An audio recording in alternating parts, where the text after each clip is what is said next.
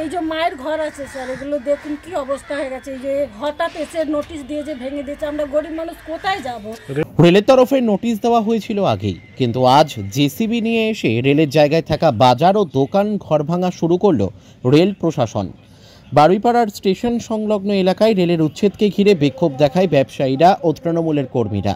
Notice প্রত্যাহার ও পুনর্বাসনের দাবি তোলেন ব্যবসায়ী সহ তৃণমূলের কর্মীরা। ব্যবসায়ীরা জানান, বারুইপাড়া সবজি বাজার বহু পুরনো, আর সেই বাজারে আরও অন্যান্য দোকান চালিয়ে অনেকে মানুষের রুজিরুটি চলে উচ্ছেদ করে দিল, তাদের চলবে কি করে? আরও বলেন, এই বাজার থেকে নিত্যদিন কলকাতা সহ অন্যান্য জেলাতে টাটকা কাঁচা সবজি সরবরাহ করা হয়। ভোররাত থেকে এই বাজার শুরু হয়ে যায়, চলে সকাল 10টা পর্যন্ত। এই বাজারে দিনে 3 থেকে 3,500 ব্যবসাদার এখানে আসেন ব্যবসা করতে। সবাই এখন অসহায় হয়ে পড়েছে। একই মাঠের চাষিরা সবজির ন্যায্য মূল্য পাচ্ছে না, তাই তারা একটু লাভের আশায় এই বাজারে সবজি নিয়ে এসে বিক্রি করত। এখন থেকে তারা কোথায় যাবে সেটাই এখন বড় প্রশ্ন হয়ে দাঁড়িয়েছে। এই বিষয়ে রেলের আধিকারিকরা জানান, রেলের জায়গায় প্রথমত বসাটা বেআইনি, অতএব তারা দেশের উন্নয়নে বাধা দিচ্ছেন। জাতীয় স্তরে রেলওয়ের উন্নয়নের কাজ চলছে, যাতে যাত্রীদের স্বাচ্ছন্দ্য বজায় থাকে, তার সাথে আমাদের এই অভিযান চলছে। কিছু মানুষ নিজের স্বার্থ চরিতার্থ করতে দখল করে রাখছেন এবং বিক্ষোভ দেখাচ্ছেন। এনাদের বউ কিভাবে অনেকবার জানানো হয়েছিল, এরপর লিখিত জানানো হয়েছিল, না শোনায় আইনি পদক্ষেপ গ্রহণ করতে হয়েছে। আগামী দিনে দেশের স্বার্থে, নিজের স্বার্থে এই ধরনের উচ্ছেদ চলবে। রেলযাত্রীদের স্বাচ্ছন্দ্য ও সুবিধা দিতে রেলের নৈতিক কর্তব্য। সব মিলিয়ে এই উচ্ছেদকে ঘিরে এলাকায় একটা উত্তেজনা সৃষ্টি হয়। মোতায়েন করা হয় রেলের আরপিএফ ফোর্সকে। দেখুন এই যে মায়ের ঘর আছে স্যার, এগুলো দেখুন কি অবস্থা হয়ে গেছে। এই যে হঠাৎ এসে নোটিশ দিয়ে যে ভেঙে দিয়েছে, আমরা গরিব মানুষ কোথায় যাব? রেল কবে নোটিশ দিয়েছিল? এই তো বলছি 10-15 দিন আগে হয়তো দিয়ে গেছে, 14 তারিখে দিয়ে গেছে। বলুন, কালকে পরশু হঠাৎ এসে অ্যালাউন্স করতে যে সব জিনিসপত্র খালি করে নাও, সব এসে বুলডোজার চালিয়ে দেবে। আমরা কোথায় যাব গরিব মানুষ বলুন তো? আমরা খেতে পাই না, আমরা পড়তে পাই, কোথায় ঘর ভাড়া দিয়ে থাকবো? আমরা কি রাস্তায় গিয়ে মেছেলেরা বসে থাকবো বলুন? বাচ্চা লোকের বাড়ি কি করবে এখন? এই বয়স আছে কারো বাড়ি ঝিগড়ি করে খাবার। একটা ভাই আছে, ওই দেখে ওর মাথা পুরো হয়ে গেছে। দেখুন তো কী অবস্থা আছে। এই বাচ্চা কাচ্চাদেরকে আমরা ছেড়ে, বাচ্চাদের পরীক্ষা আছে, 11 ক্লাসেরও পরীক্ষা আছে, ছেলেপুলেদেরকে ছেড়ে নিয়ে কদিন ধরে এখানে পড়ে আছি। বলুন আমরা কোথায় যাব? আমাদের তো কিছু সাহায্য চাই, কিছু তো আমাদের হেল্প চাই। পার্টি পলিসি কেউ কোনো কাজে আসছে না, সব শুধু এসে বলছে পাশে দাঁড়িয়ে আছি, তোমরা খালি করবে না, খালি করবে না। আর যখন বুলডোজার নিয়ে আসছে তখন কেউ আসছে না সামনে, তখন সব সাইড হয়ে যাচ্ছে যে যার। এখন কি চাইবেন? আমরা চাইছি আমাদের কিছু তো ব্যবস্থা হোক। আমরা কোথায় গিয়ে থাকবো মানুষগুলো? আমাদের তো সমর্থন নেই যে আমরা ঘর ভাড়া নিয়ে থাকতে যাব। এটা খাওয়ার ব্যবস্থা নেই, কিছু নেই, কোথায় রাঁধবো, কোথায় খাবো? 2 দিন ধরে বাচ্চা কাচ্চাদেরকে নিয়ে না খেয়ে আছি। একটু মুড়ি কিনে এনে দিয়ে খাইয়ে দিচ্ছি, 2টো বিস্কুটের, কদিন এমনি করে আমরা দিন কাটাবো? না খেয়ে দিয়ে কি এখানে মরে পড়ে থাকবো বলুন? দেখুন কি অবস্থা হয়ে আছে এখানে। কি নাম আপনার? আমার নাম আশা পোদ্দার। আপনাদের যে রেল যে উচ্ছেদ করতে যে কবে নোটিশ দিয়েছিল জানেন? 11 তারিখে তো, 11 তারিখে না 14 তারিখ, ভ্যালেন্টাইন দিনে। এখন কি পরিস্থিতি আপনাদের? এখন তো দেখতেই তো পাচ্ছেন কি পরিস্থিতি, সব ঘা কাটছে, কান্না এইসব হচ্ছে, যে ছেলে মেয়ে নেই, কোথায় যাব, কি করব, এইসবই। আর কি আর বলো, আমাদের তো সেই বাজারে কারবার করে খাওয়া, বাজারে কারবারটাও সব উঠে গেল। তাহলে ছেলেরা, মায়েরা, সব ভাইয়েরা সব কি করে খাবে, আমরা কি করে বাঁচবো সেটাও তো। এখন উচ্চ মাধ্যমিক পরীক্ষাও শুরু হয়ে গেছে। শেষ হয়ে গেছে। উচ্চ মাধ্যমিক পরীক্ষা আসছে, এই যে বাড়ি ভেঙে দিচ্ছে, কি বলবেন? এই উচ্চ মাধ্যমিক পরীক্ষা হচ্ছে, মেয়েরা সব পরীক্ষা দেবে, কি করে তারা পরীক্ষা দেবে, কি করে তারা রাত জাগে যে একটা পরীক্ষা দেবে, কি করে পরীক্ষা পাস করতে পারবে কি আদৌ, তাও জানি না। এখন কি অসহায় মনে হচ্ছে? অসহায় হবেই তো, কিন্তু আমাদের মাথার উপরে ছাদরা নেই, তাহলে আর কি করে মানুষ, আমরা কি করে আর বাঁচবো? আর রেল কি আপনাদের ভাঙার জন্য সময় দিয়েছিল? তো সময় দিয়েছিল, কিন্তু ওই তো 1 সপ্তাহের মধ্যে, 11 তারিখে তো না, তারিখে 14 তারিখের মধ্যে, 27, 28 2 দিনের মধ্যে বলেছে ফাঁকা করে দিতে। 14 তারিখ 14, 15, 16, 17, 18, 19, 20 কদিন হবে রে? তো খালি কি মতনই হবে। এখন কি চাইছেন? এখন চাইছি যাতে সরকার যদি আমাদের কিছু হেল্প করে। কি নাম আপনার? আমার নাম নমিতা পান্ডে। বলবো স্যার, বলো, নিচে নামাও না। আমরা ছেলে মেয়ে নিয়ে আমরা এখানে বাস করছি। আমার এইখানে জন্ম, এত বয়স হয়ে গেছি, হ্যাঁ, কিন্তু আমাদের পার্টি থেকে কোনো সাপোর্ট পাইনি। তারপরে তোমার সরকারি কোনো সাহায্য পাননি? না, কোনো সরকারের কোনো সাহায্য আমরা পাইনি। এই রেল যে আপনাদের আজকে উঠে যেতে বলছে, এটা কতদিন আগে বলেছে? না, আমাদের হট করে বলেছে, হট করে একটা, তাও ওতে কোনো কারো সিগনেচার নেই, একটা স্টাম্প মারা নেই, কিছু নেই, খালি লেখা আছে তোমরা 26 তারিখের মধ্যে 27 তারিখের মধ্যে উঠে যাবে। এবার আমরা ছেলে পুলে নিয়ে বাস করছি, হ্যাঁ, নাতি নাতনি ছেলে মেয়ে, আমরা এই নিয়ে এখন হট করে আমরা কোথায় যাব? বাড়ি ভাড়া এইসব ভাঙচুর দেখে বাড়ি ভাড়া 5,000 টাকা বলছে। আমাদের মাসে জোর 6,000 টাকা জোর ইনকাম আছে। মাসে কি করে 5,000 টাকা ভাড়াটা দেবো? রেলের আধিকারিকদের সাথে কথা বলেছিলেন আপনারা? হ্যাঁ, রেলের আধিকারিক আপনাদের সাথে কথা বলতে এসেছিল? না, কেউ কোনো কথা বলছে না। আমরা কারোর সঙ্গে কথা বলতে আমরা যাইনি, আমাদের ঘরে কেউ ডাকও করায়নি, কিছুই বলেনি। আর আমরা কথা বলবো তো বলবো কাদের সঙ্গে বলবো? এইখানে আবার আমাদের কালকে আবার অ্যানাউন্স করে গেছে, কালকে অ্যানাউন্স করে গেছে, তার আগে একবার 2 দিন আগে অ্যানাউন্স করে গেছে যে তোমরা এখানটা। এখন কি চাইছেন আপনারা? এখন কি চাইছেন? এখন কি চাইছি, আমাদের এখানে টাইম দিলে খুব ভালো হয়। ভেঙে তো ফেলেছেন। ভেঙে, হ্যাঁ, আমরা যাতে এইখানটা এখন থাকতে পারি। কি আপনার নাম? আপনার নাম? আমার নাম পাপিয়া ছেত্রী। আজকে ভেঙে দিলে আমরা রাস্তায় চলে এসেছি। আজকে দীর্ঘ এখানে 40 থেকে 45 বছর এখানে বাস করেছি। এখন যদি হুট করে আমাদের ব্যবস্থা না হলে আমরা এখন রাস্তায় চলে এসেছি, কী করবো? আমাদের তো এর জন্য কিছু একটা ব্যবস্থা দরকার। হুট করে আমাদের টাইম না দিয়ে এরা সব কিছু ভাঙচুর আরম্ভ করে দিয়েছে। রেল তো বলছে আপনাদের আগে নোটিশ দিয়েছিল। আগে নোটিশ দিয়েছে, ওটা বাজার নিয়ে নোটিশ দিয়েছিল। ওটা 100 ফুট নেবে বলে নোটিশ দিয়েছিল। এখন পরিকল্পনা পুরোটাই নিচ্ছে। কিন্তু আমরা যে এখন এই যে বসবাস করছিলাম, যে আমাদের 40টা মানে যে 35 থেকে 40টা বাড়ি, এখন সব রাস্তায় চলে এসেছে।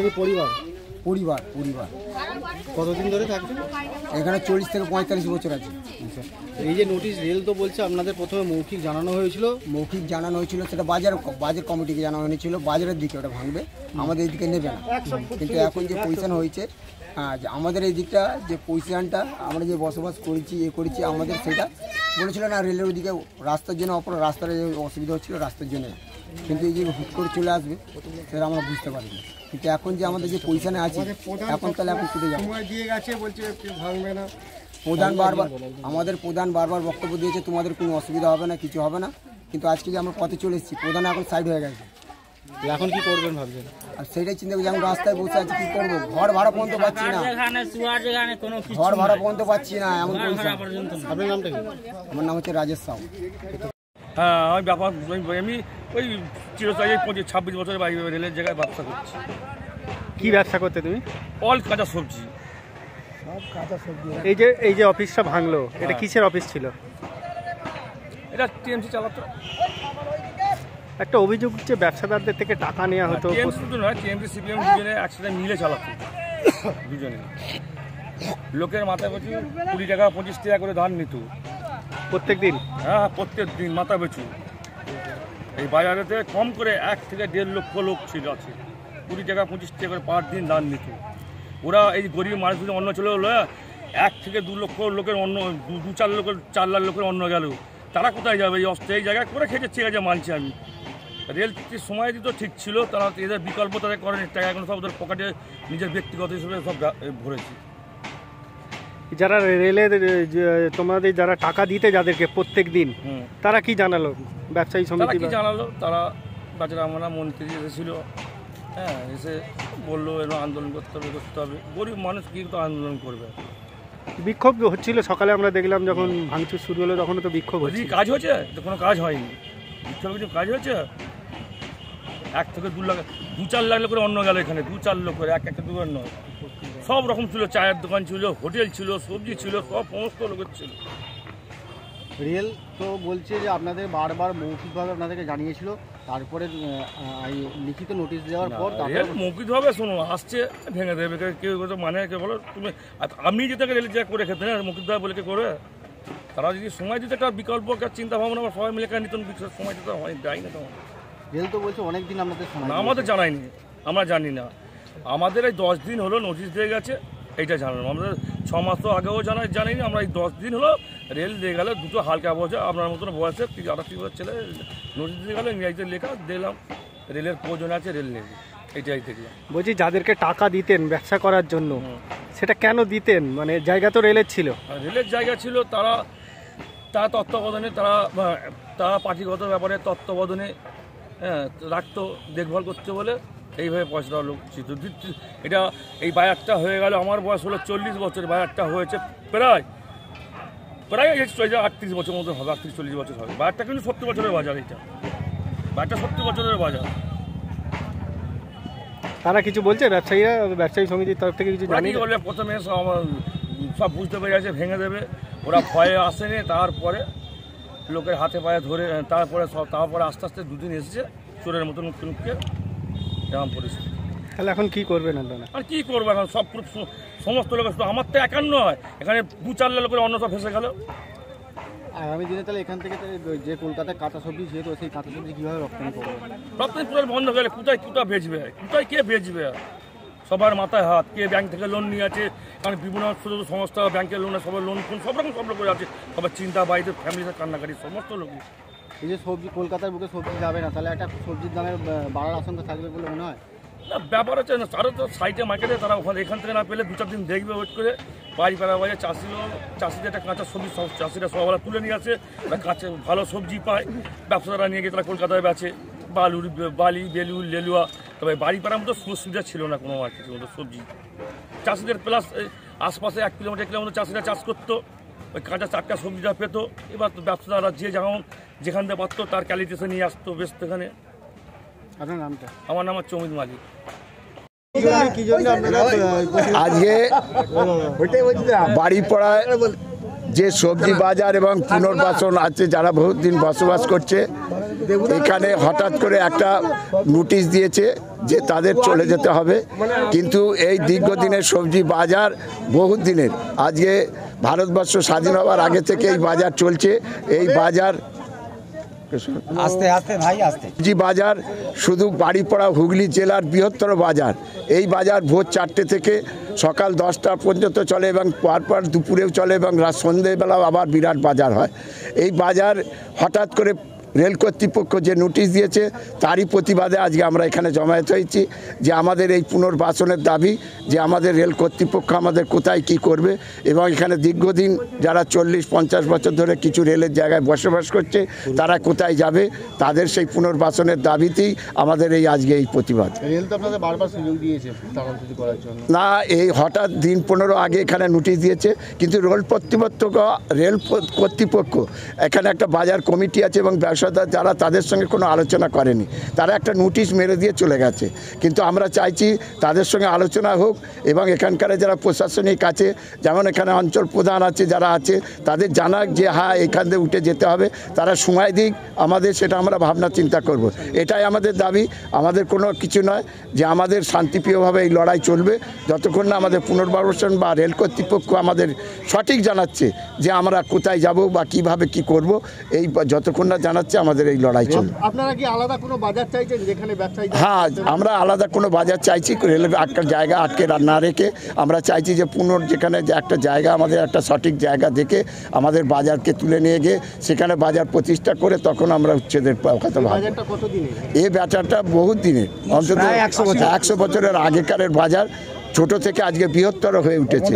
কারণ এই বাজার শুধু এখানে নয়, সারা মানে এমন কি বলবো, সারা কলকাতায় কোথা টালিগঞ্জ থেকে বালিগঞ্জ থেকে আরম্ভ করে কোথাকার বাজার হরগঞ্জ আর কালীবাবুর বাজার থেকে আরম্ভ করে এখানে শ্রীরামপুর জাঙ্গিপাড়া ফুরপুরা থেকে আরম্ভ করে এদিকে বর্ধমান এমনকি রাজবলহাট পর্যন্ত আমাদের এই বাজার থেকে মাল যায়। আপনারা জানেন না, ওদিকে নারকোল থেকে আরম্ভ করে এই বাজার ভোর 4টে থেকে ওঠে।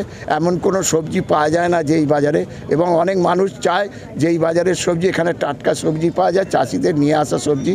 অনেকে ওই জন্য এই সবজিকে নিয়ে গিয়ে অনেক দূর দূরান্তে বিক্রি করে, এবং বহু হাজার হাজার লোকের এখানে রুটি রোজগারের ব্যাপার আছে।